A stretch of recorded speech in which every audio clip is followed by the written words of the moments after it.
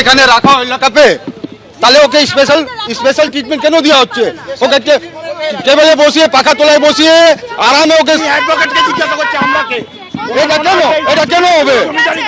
যে লোকটা পশ্চিমবঙ্গের পাবলিকের টাকা মেরেছে, টাকা মার করে এভাবে এরকম করছে। আর 5টা চোর যেমন ট্রিটমেন্ট পায় এখানে, সেই ট্রিটমেন্টই হবে। অনেকদিন আগেই গ্রেপ্তার হওয়া উচিত ছিল, অনেকেরই গ্রেপ্তার হবে, গ্রেপ্তার হওয়া উচিত ছিল। যাদের থাকার কথা জেলে তারা আছে তৃণমূলে, তো এটা নতুন কিছু নয়। ইডি তো বারবার কাউকে এমনি ডাকে না, তো সুতরাং যদি কোনো অপকর্ম করে থাকে, পাপ করে থাকে, তো তার তো সাজা তাকেই পেতে হবে। কিছু করেনি এটা তো বলতে পারবে না বা প্রতিষ্ঠিত করতে পারবে না। প্রাক্তন দমকল মন্ত্রীকে আগামী 21শে মে পর্যন্ত ইডি হেফাজতের নির্দেশ দিয়েছে আদালত। আর আজকে সওয়াল জবাবে ইডির তরফে একাধিক গুরুত্বপূর্ণ বিষয় তুলে ধরা হয়। আরো বিস্তারিত জানতে সরাসরি আমাদের প্রতিনিধি ব্রতদীপ ভট্টাচার্য আমাদের সঙ্গে রয়েছেন। ব্রতদীপ, ইডির আইনজীবী আজকে সওয়াল জবাবে ঠিক কি কি বিষয় উল্লেখ করলেন?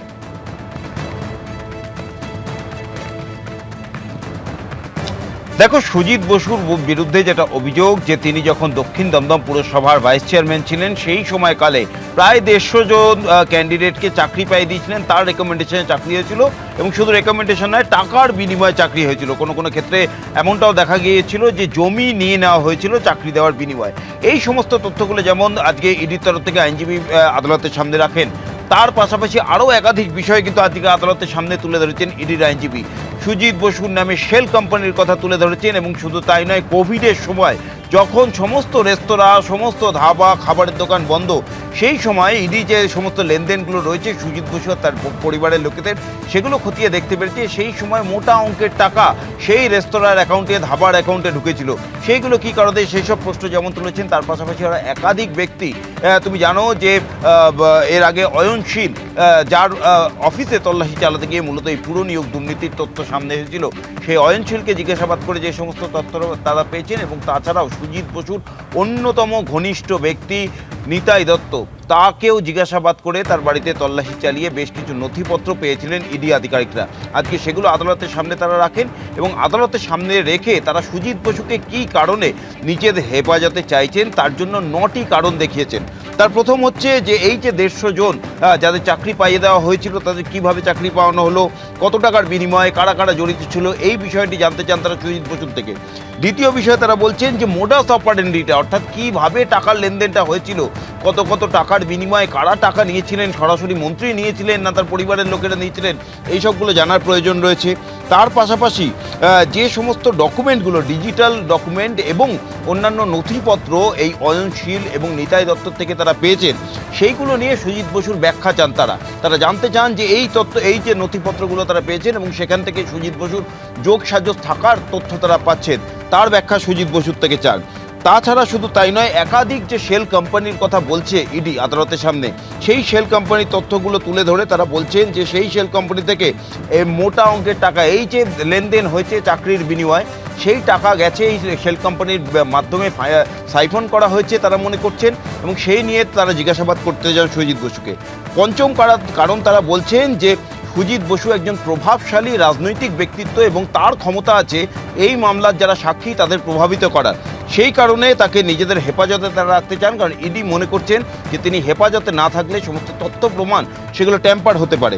শুধু তাই নয়, যে সমস্ত টাকাগুলি লেনদেন হয়েছে এই চাকরির বিনিময়ে, সেই টাকাগুলো কোথায় গেছে, কোন কোন অ্যাকাউন্টে গেছে, সেসবগুলো জানতে চান তারা। এছাড়াও প্রসিডস অফ ক্রাইম, অর্থাৎ যেগুলো বলছে এবং সেগুলো সুজিত বসুর যে শেল কোম্পানির কথা তারা বলছেন, সেই টাকা এই শেল কোম্পানিগুলির মাধ্যমে বিভিন্ন জায়গায় ছড়িয়েছে, সেই বিষয়টিও জানতে চান তারা। এবং যে একাধিক কোম্পানি থেকে দেখা যাচ্ছে ইডি আধিকারিকরা এই তথ্য পেয়েছেন যে সুজিত বসু এবং তার পরিবারের লোকেদের, অর্থাৎ তার ছেলে, তার মেয়ে এবং স্ত্রী, তাদের অ্যাকাউন্টে বিভিন্ন কোম্পানি থেকে মোটা অঙ্কের টাকা এসছে। সেই টাকার আসার কারণ কি সেটা তারা জানতে চান। এবং শুধু তাই নয়, সুজিত বসু তিনি হেফাজতে না থাকলে সমস্ত তথ্য প্রমাণ নষ্ট করতে পারে, সেই সন্দেহের ভিত্তিতেই আজকে আদালতের কাছে তারা চান যে সুজিত বসুকে তারা 10 দিনের জন্য নিজেদের হেফাজতে চাইছেন। সমস্ত দিক খতিয়ে দেখেই আজকে বিচারক সুজিত বসুকে 10 দিনের ইডি হেফাজতের নির্দেশ দিয়েছেন, অর্থাৎ 21শে মে পর্যন্ত সুজিত বসু ইডি হেফাজতে থাকবে এবং এই সময়কালের মধ্যে সিজিও কমপ্লেক্সেই তাকে ইডি আধিকারিকরা জিজ্ঞাসাবাদ করবেন এবং এই চক্রের মধ্যে আরও কারা কারা রয়েছেন, কিভাবে হয়েছে, সেই সমস্ত তথ্য জানার চেষ্টা করবেন। কোর্টে প্রসিডিংস চলছে, উই আর টোটালি যা রিপ্লাই দেওয়ার আমরা কোর্টেই দিচ্ছি, তো আমরা সেটাকে ডিফেন্ড করছি। ভেরি সিম্পল না, তারা একটা অভিযোগ করছে, তাদের তাদের গ্রাউন্ডে তারা অভিযোগ করছে, আমাদের রাইট টু ডিফেন্ড আছে, সেটা তো কোর্টকে জবাব দেবো। যেটা তারা বলেছে তারা আবার কোর্টে উইল ডিফেন্ড দ্যাট। হ্যাঁ, প্রমাণ করতে হবে, তো সে করেছে, আগামী দিনে প্রমাণ হয়ে যাবে। এটা তো ওনাকে অভিযুক্ত করা হচ্ছে, অভিযুক্ত প্রমাণ হয়নি, কোর্টে প্রমাণ করতে হবে না। এবিপি আনন্দ, এগিয়ে থাকে, এগিয়ে রাখে।